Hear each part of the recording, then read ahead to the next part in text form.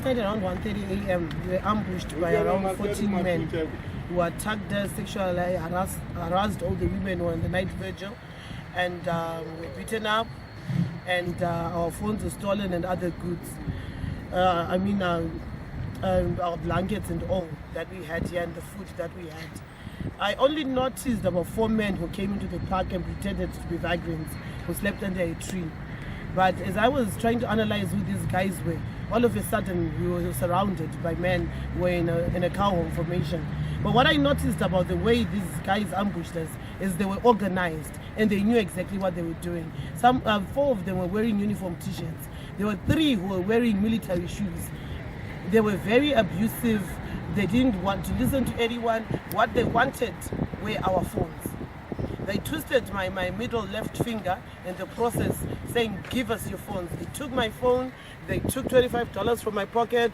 They assaulted James Chemwa, who is a journalist who had also come to take a story from us. They kicked him in the face, punched him.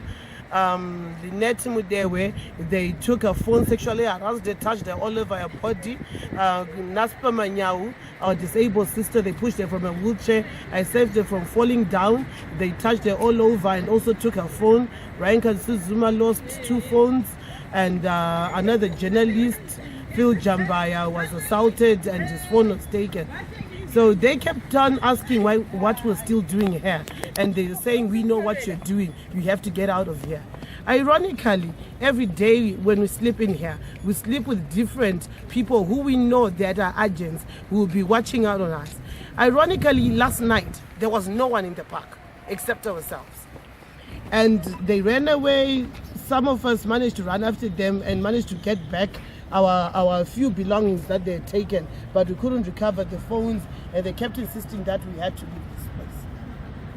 I don't think they were ordinary people, because Lynette Mudewa says they had taken her ID, but they asked for a tissue and wiped the ID and gave her back the ID, holding it with a tissue. Only trained people do such things, and the way they were talking and the authority they were exerting is not the type of authority you can get from an ordinary person. This was an organized state syndicate that was sent to instill fear in us. For these and other stories, visit our website www.263chat.com. Follow us on Twitter @263chat and like our Facebook page 263chat.